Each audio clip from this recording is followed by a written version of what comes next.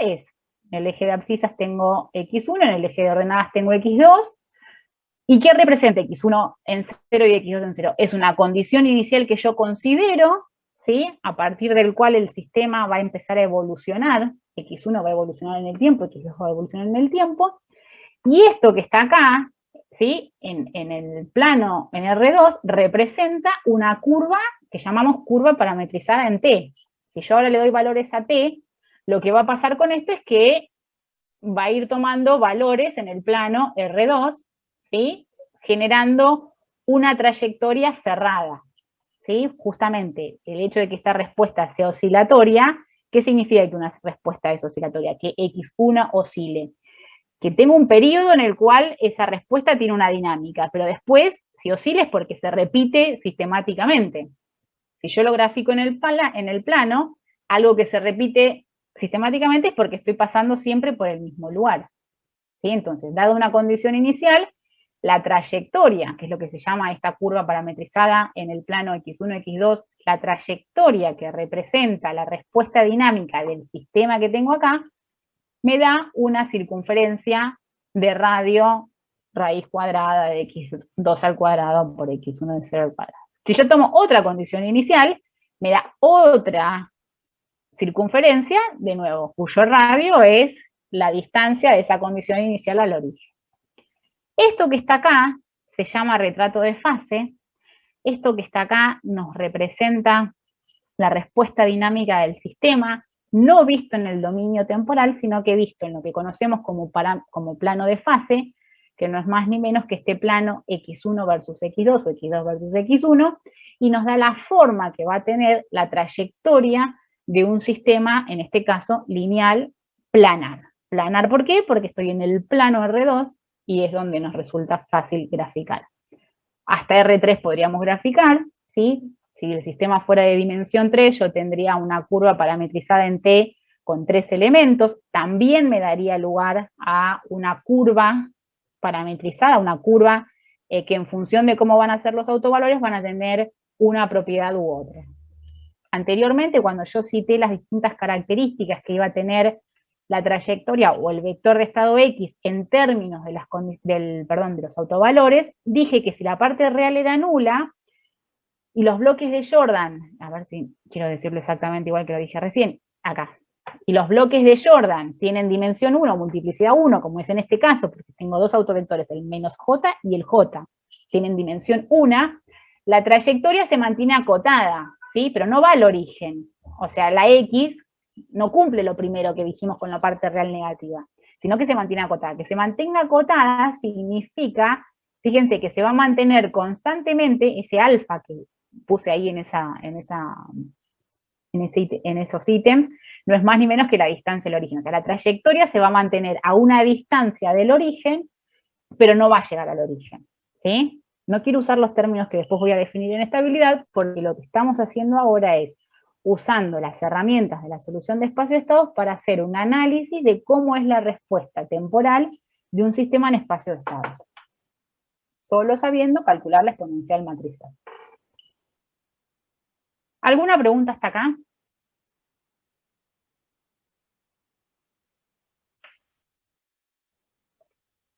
Ahora les voy a preguntar yo. ¿Vieron en matemática avanzada retrato de fase?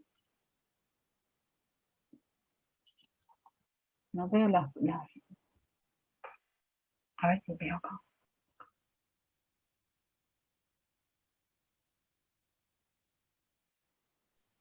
Yo cuando la hice, Ay, te perdí. Te escuché y te perdí. hola, ¿se me escucha? Ahí está, ahí está, ahí está. Sí, sí, dale, perdóname, que te No, escuché y te cuando digo, lo hola, te había escuché. hecho, hace bastante, la profesora no llegó a darlo. No llegó a nadie. No, Bien. no. ¿Alguien lo llegó a ver?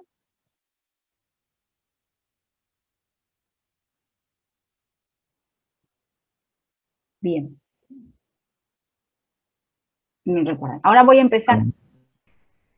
empezar a mostrarlo, a ver si alguien se acuerda, porque lo que les voy a contar ahora es que, dado que la trayectoria, ya sabemos que el exponencial matricial depende de cómo son los autovalores, nosotros vamos a poder encontrar también de manera general cómo son estas trayectorias en función de los autovalores. ¿Sí? Lo que pasa es que no hice todas las cuentas en la transparencia porque creí que era repaso. Algunas cuentas hice, pero no todas. Vamos a ver los primeros casos y si hay alguna duda, justo hoy no fui a la facultad, así que no tengo pizarrón, pero le podemos pedir a Pablo que me ayude y me saque del apuro con su pizarrón. No sé si andás por ahí, Pablo, si no, después te mando un Sí, mensajito. Bueno, sí. después, si vemos que necesitamos hacer una cuenta para ver cómo se obtiene X2 versus X1 y esas cosas, podemos hacer uso de tu pizarroncito, Dale, sí, ahí voy preparando. ¿sí? Bien, Por lo pronto veamos si con lo que tengo tipeado alcanza. dale. Bien.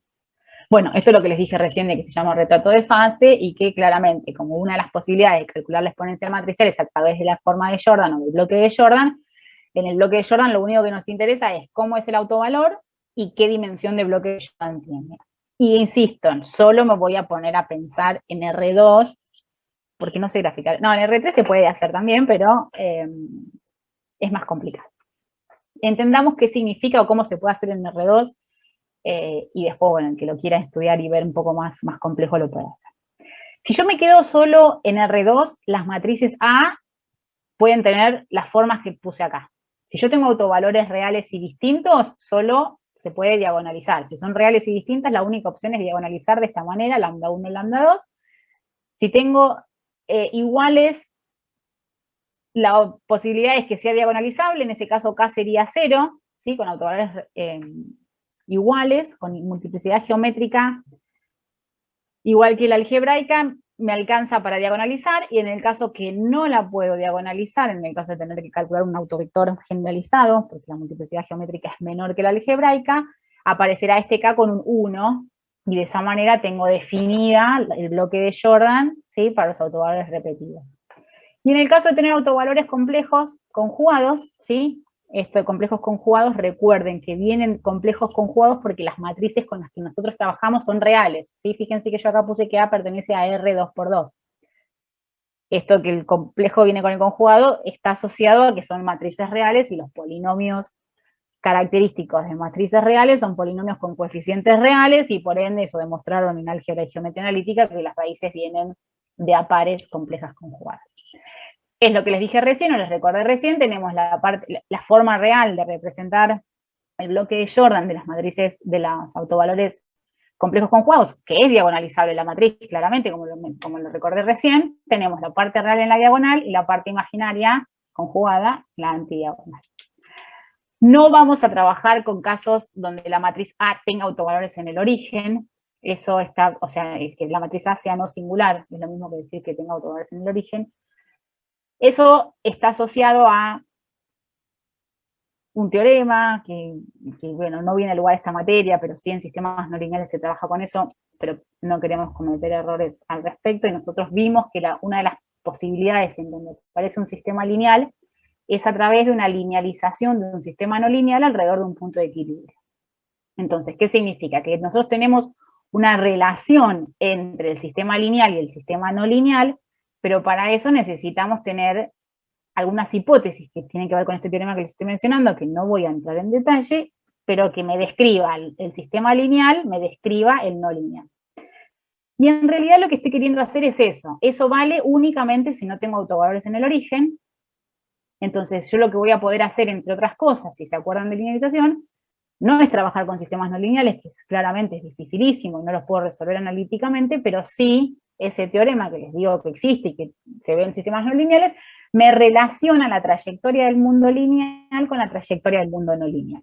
¿Sí? Entonces, una forma de ver o de entender, aunque sea cerca al punto de equilibrio que es el origen en este caso, el 0, 0, cómo se comporta el sistema no lineal a través de una linealización es con estas trayectorias que les voy a contar ahora. Entonces, no voy a considerar los casos que A sea no singular, perdón, que A sea singular, o sea, que tenga autovalor en el origen, porque en esos casos ese teorema es justamente la hipótesis que no cumple ese teorema. ¿Sí? Pero yo acá lo puse como que A es no singular, o sea, no tiene autovalores en el origen. Ni lambda 1 ni lambda 2 tienen autovalores en el origen. Sí podría ser alfa, pero no pueden ser 0, 0, no puede ser lambda 1. No, tampoco podría ser alfa igual 0, ninguno. Bien, entonces, ¿qué es lo que vamos a hacer? En la forma de Jordan, ¿sí? Si nosotros sabemos que existe una matriz Q, que son los autovectores puestos uno al lado del otro, si son autovectores son linealmente independientes, si son linealmente independientes, Q a la menos 1 existe. Si yo transformo la matriz A, con esta transformación lineal que tengo acá, lleva a mi sistema, a la matriz A, a la forma de Jordan o la forma diagonal, puedo resolver analíticamente este sistema que está acá de ecuaciones diferenciales porque es inmediato, está desacoplada las variables. Entonces, de la primera puedo resolver cuánto vale Z1, ¿sí? Fíjense que Z1 es la condición inicial por la exponencial al lambda 1t, Z2 es la condición inicial de esa variable de estado por e a la lambda 2t. Si alguien no se acuerda cómo se hacían estas soluciones de ecuaciones diferenciales, recuerden que una opción es repasar variables separables, una opción. Otra opción es, si yo les digo que esto es solución, y alguien no me cree, y están en todo el derecho del mundo de no creerme, ¿qué hacemos si quieren verificarlo? Lo reemplazan acá, en la ecuación diferencial, y debería dar una identidad.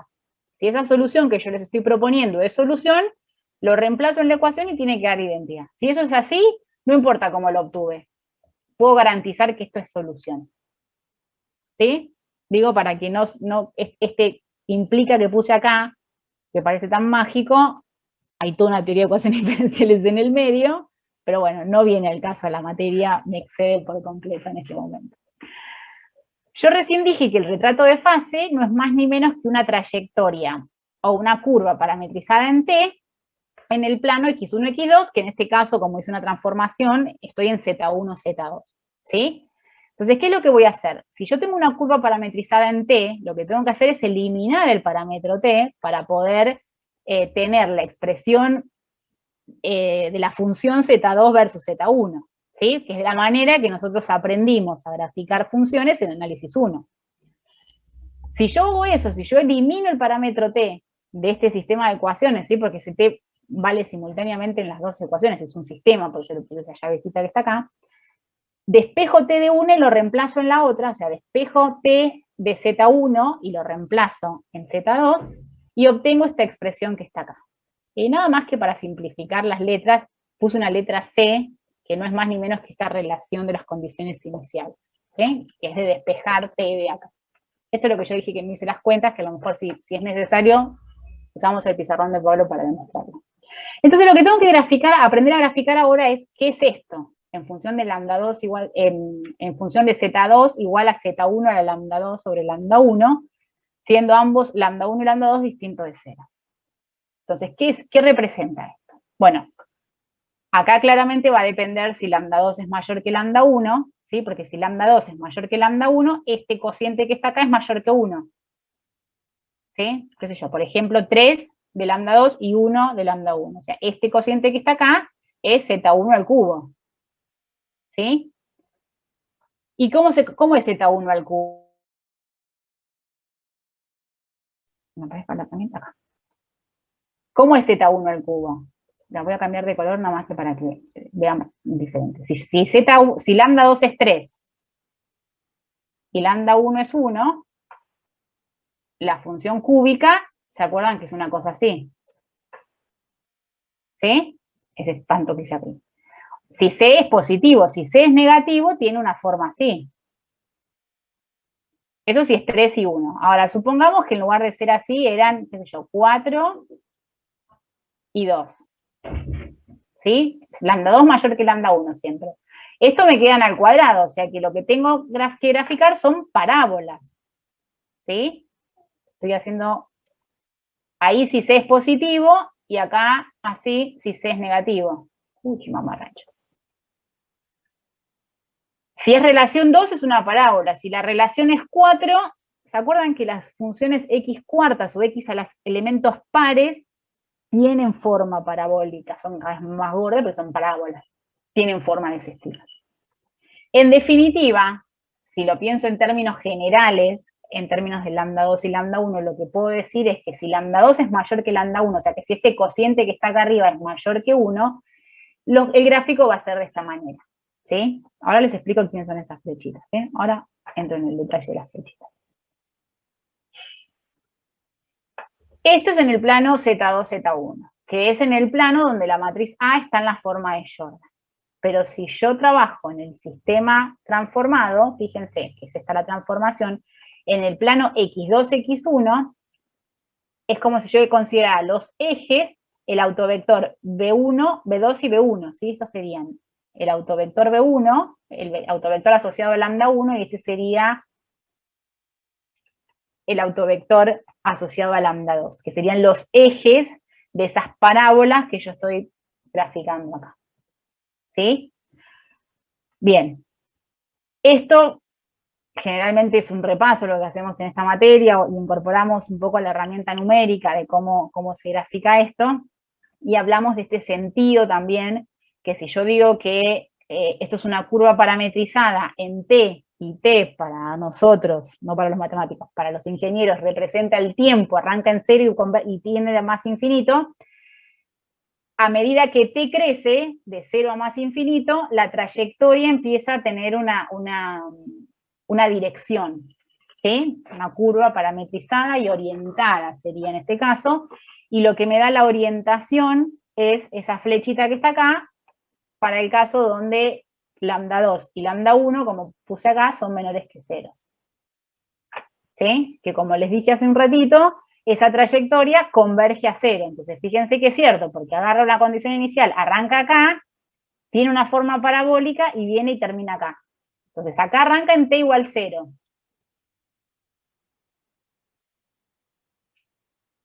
Y a medida que t evoluciona, la exponencial matricial se extingue, se va a 0, entonces la trayectoria tiene este sentido, se va a 0 también.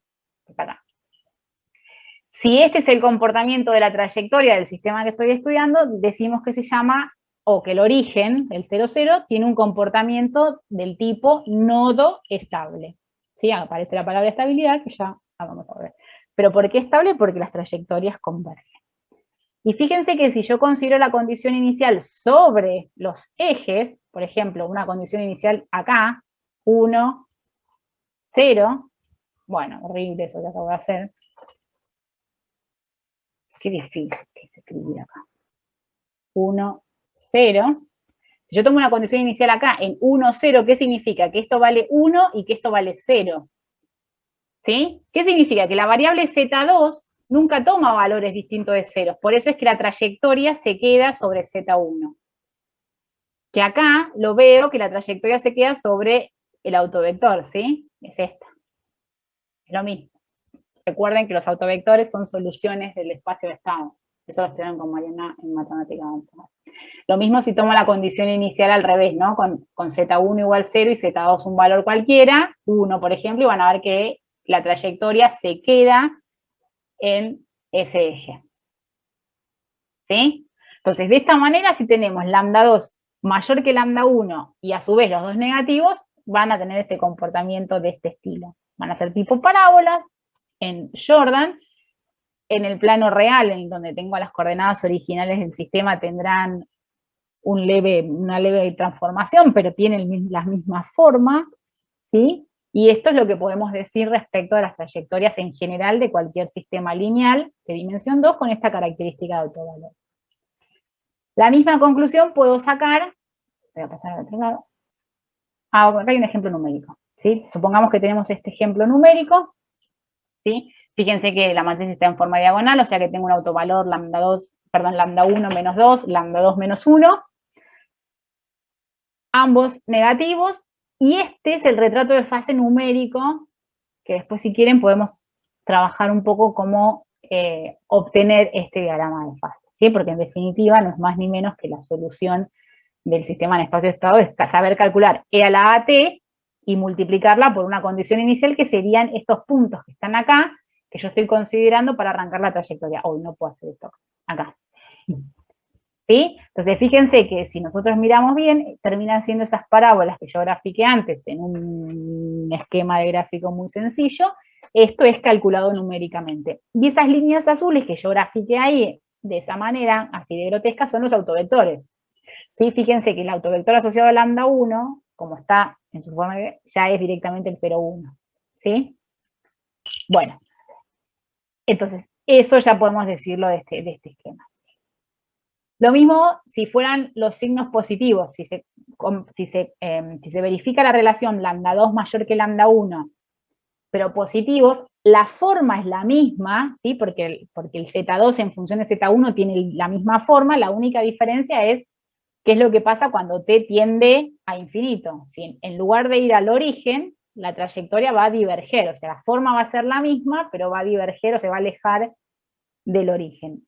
El nombre que recibe es igual, es un nodo, porque la forma es la que tiene que ver con la palabra nodo, y el hecho de que se vaya al infinito es por eso le decimos nodo inestable, que tiene un comportamiento de la forma nodo inestable.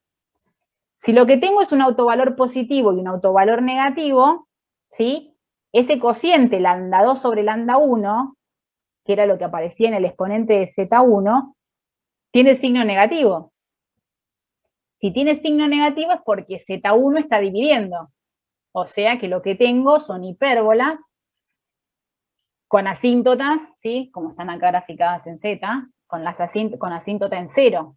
¿Sí? Porque va a terminar siendo Z2 igual a 1 sobre Z1 elevado a la lambda 2 sobre lambda 1 en módulo. Si tiene este comportamiento, un autovalor positivo y un autovalor negativo, esta forma que está acá la llamamos punto silla. Es una forma o es un comportamiento del tipo punto silla.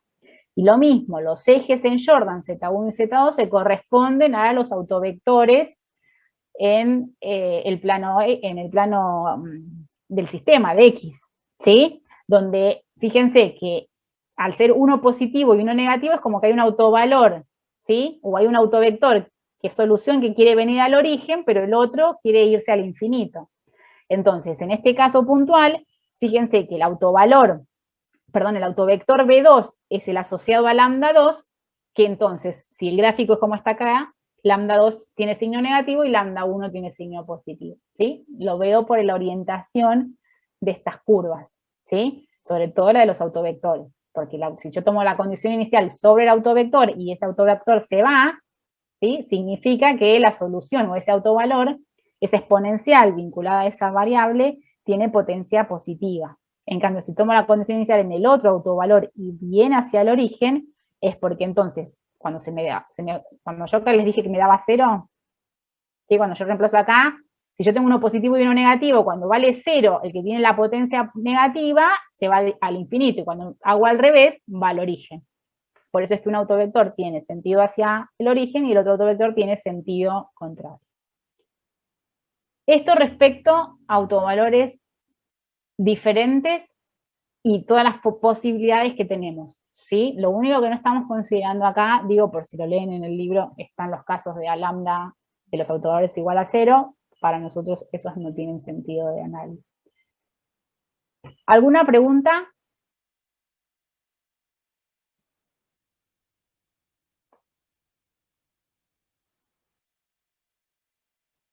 Bien, el mismo análisis, bueno, tenemos un ejemplo numérico, de nuevo, nada más que para mostrarlos, cómo aparece, bueno, los autovectores están graficados aparte, ¿eh? Es muy difícil, salvo que uno la fuerce la condición inicial y la proponga en donde quiere, sobre todo cuando uno no está en la base de Jordan, es más difícil justo proponer esa condición inicial. Ahora después vemos cómo hacerlo numéricamente.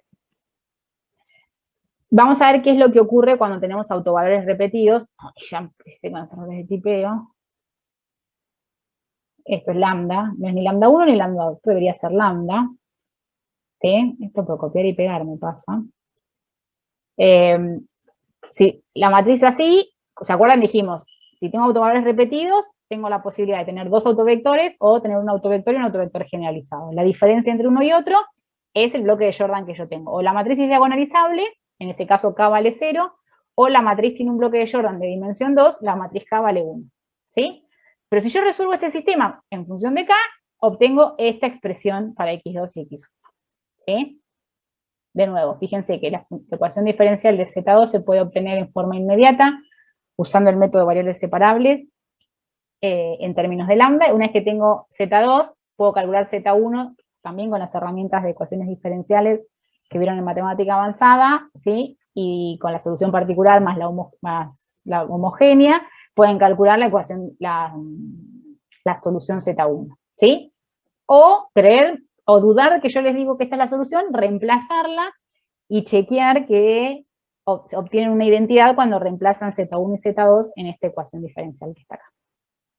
Fíjense que ahora la expresión es un poco más compleja, donde despejar el parámetro t y reemplazarlo en el otro no es tan trivial como era antes, ¿sí? No importa, de todas maneras se puede hacer, despejo t de Z2, lo reemplazo en Z1, por ejemplo, que sería una manera sencilla de hacerlo, y obtengo la expresión que está acá, ¿sí?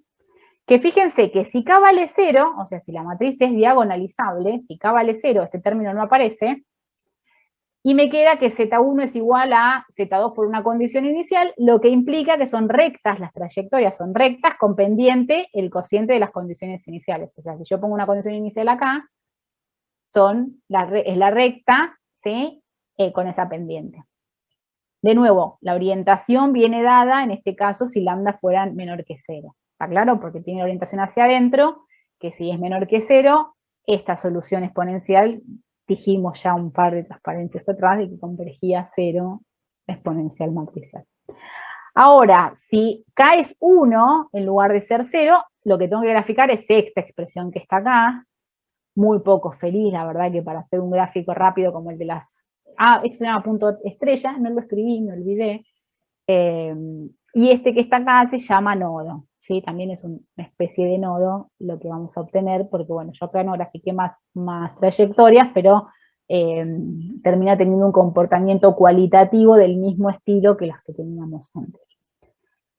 Entonces, en el caso de tener autovalores repetidos con bloque de Jordan de dimensión 2, aparecen este otro tipo de trayectorias, ¿sí? De nuevo, grafiqué solo en la base de Jordan, o sea, en Z1, Z2, pero si lo tengo que llevar al sistema, a las coordenadas originales o graficar en X, lo que tengo es que modificar los ejes de Jordan, van a pasar a ser los autovectores en el plano o en la base que estemos trabajando de X, en los dos casos, ¿sí? Bien. Allá.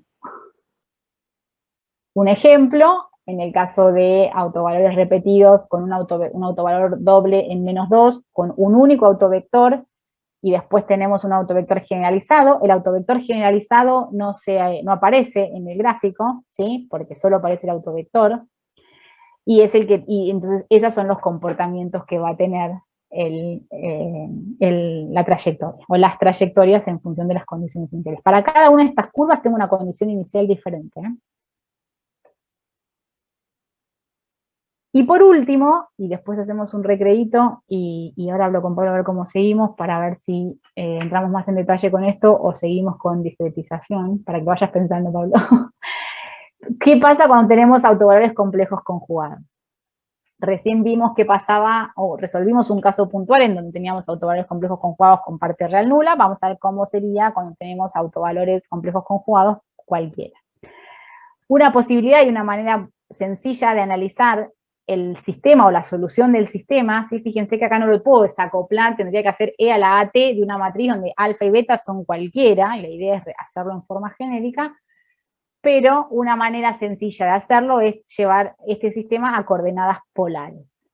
Las coordenadas polares teníamos el ángulo y el radio, ¿sí? ¿Se acuerdan las coordenadas polares cómo venían definidas? Dado un punto en el eje cartesiano, en cualquier plano cartesiano, uy, qué desastre, no, vamos a hacer las cosas bien, si yo puedo poner una recta como corresponde. Si tengo una recta, ¿sí? Esa recta la puedo hablar, puedo decir que esto tiene, se lo puedo escribir como x1 y x2, como pan ordenado, como todos conocemos, o también puedo decir, pero ese punto tiene el ángulo θ y un radio r. ¿Sí? Si yo les digo R o θ, defino el mismo punto que si les digo quién es el par ordenado x1, x2. Simplemente es una manera de definirlo de otra forma. Eso se llamaban coordenadas polares. Bien, las coordenadas polares, fíjense que, bueno, en lugar de x serían las zetas, entonces la θ sería el arcotangente de z2 sobre z1, el θ, ¿sí? Opuesto sobre adyacente, y el radio no es más ni menos que la distancia al origen, por eso es que termina siendo esta ecuación que está acá. ¿Cómo represento este sistema en coordenadas polares? Bueno, yo debería calcular la derivada de R respecto de T. La derivada de respecto de t, tengo que derivar z respecto de t. Entonces esto va a ser 2 por z1, y aplico regla de la cadena, porque z1 depende de t, por z1 punto. ¿Y quién es z1 punto? Bueno, toda esta expresión que está acá, alfa por z1 menos beta por z2. ¿Sí? Lo mismo hago con z2, más 2, estoy derivando respecto de t, por z2 punto. ¿Quién es z2 punto? De nuevo, la expresión que está acá. Cuando hacen eso, llevan al sistema las coordenadas polares y les queda esto que está acá. Entonces, fíjense que en las coordenadas polares es este mismo sistema expresado de una manera diferente. ¿Sí? Todos los sistemas representan lo mismo, uno en coordenadas cartesianas, otro en coordenadas polares. Esto es igual. Ahora, ¿cuál me conviene resolver? ¿Este o este? Este es muy inmediato, porque primero están desacopladas las variables. En la primera solo aparece R, en la segunda es una derivada igual a beta. Esta es inmediata, esta solución es inmediata, es una recta. ¿Sí? Tal que la constante es beta, es porque es una recta dependiente beta con una ordenada al origen θ 0, un ángulo. Y esta, de nuevo, como haciendo parámetros, haciendo separación de variables, se obtiene que esta es la solución. ¿Sí? Ahora, ¿qué es esto? ¿Sí? Si yo quiero graficar esto en el plano Z1, Z2, ¿sí? No en coordenadas R y θ, en Z1, Z2, porque el retrato de fase grafica en Z1, Z2. ¿Quién es eso? Eso me dice que eso es un gráfico que el ángulo siempre va variando, varía, varía, varía, varía. Y el radio, ¿sí? O sea, la distancia al origen es una constante. Yo tomo esta condición inicial. Esta condición inicial tiene un ángulo 0, θ 0, ¿sí? Es el ángulo que tiene inicial, y tiene un radio inicial, una distancia al origen. Supongamos que alfa es negativa. ¿Qué significa? Que el radio, ¿qué va a estar haciendo? El radio se va a estar acercando al origen, ¿sí? Va a tomar, la exponencial va a tomar valores cada vez más chiquitos, o sea que la trayectoria va a estar cada vez más cerca del origen. Y el ángulo que va a estar haciendo, a medida que t crece, esto crece, crece, crece, crece. Que crezca el ángulo, ¿qué significa? Que si yo arranco acá con θ 0, el ángulo empieza a crecer, y lo que voy haciendo es acercándome al origen. Entonces empiezo a definir una espiral. ¿Sí? Entonces, ¿esto qué significa? Una curva parametrizada en coordenadas polares vista desde el plano cartesiano. Muy complejo, ¿no? Muy complicado. Pero bueno, no sé si hay otra manera de explicar esto, después veremos si lo podemos hacer. En definitiva, si tenemos autovalores complejos conjugados, más... Sí, claro, claro. Sí, ¿qué tal? Buenas tardes.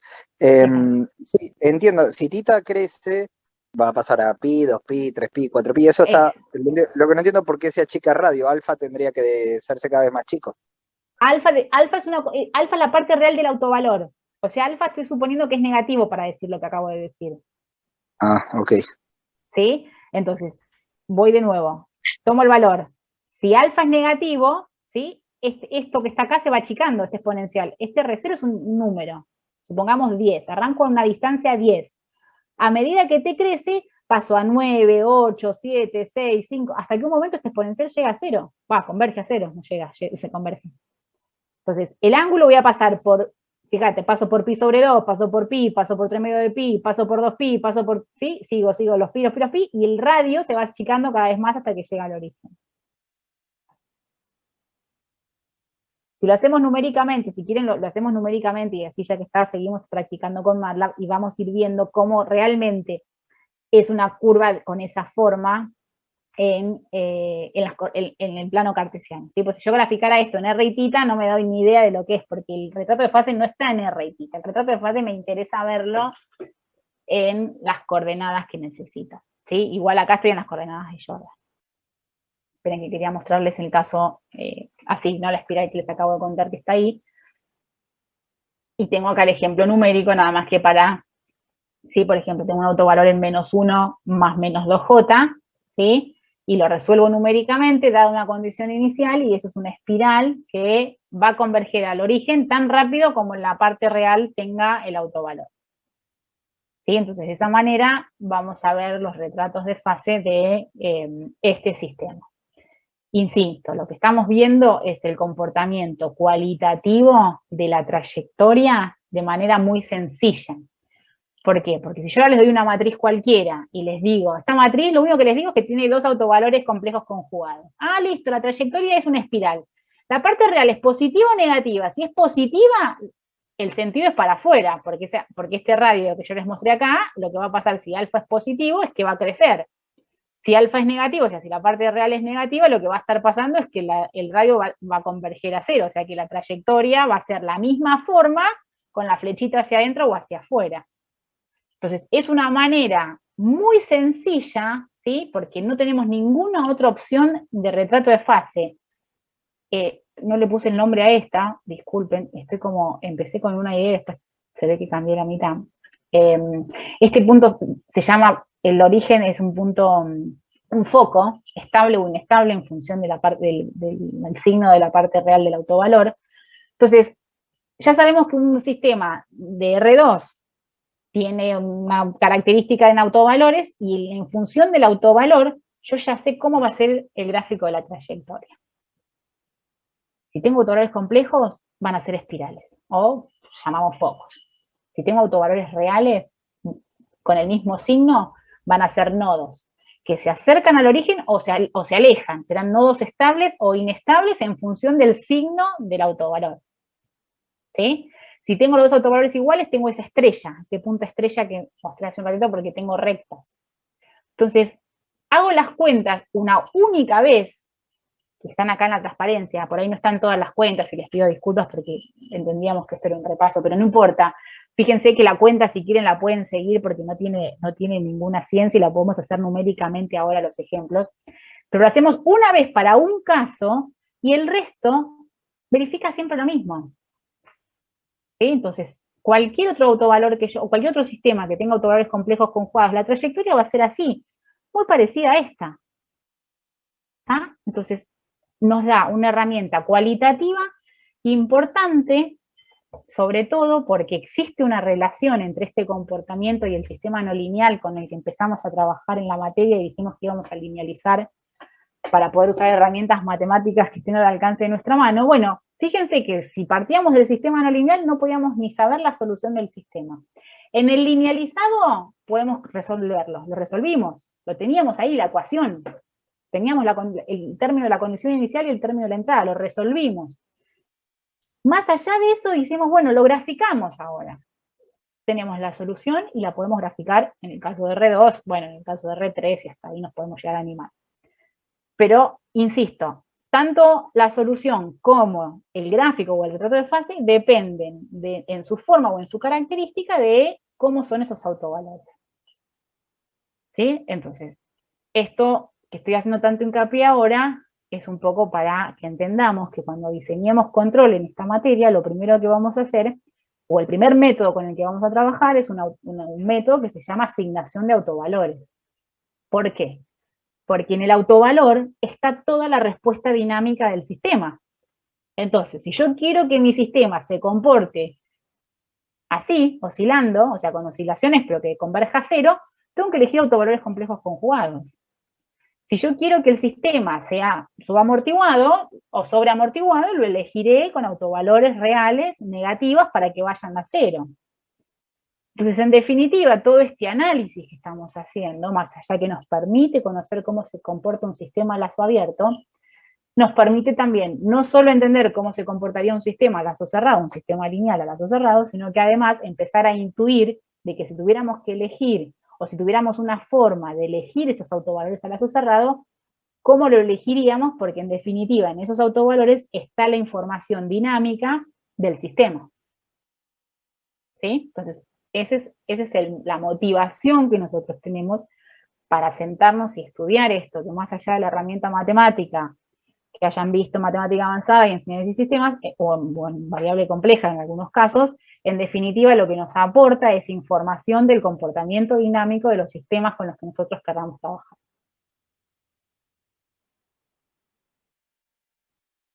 Bien, necesito reemplazar mi mate, así que les propongo que si no hay preguntas, hacemos unos 10 minutitos de recreo y vemos con qué seguimos. Si sigo con la teórica o si trabajamos sobre esto en MATLAB o en el pizarrón. ¿Sí? Ahora chequeamos a ver con qué seguimos. Pero en 10 minutitos por lo pronto nos volvemos a encontrar, ¿sí? Sí, sí. Listo. En 10 minutos.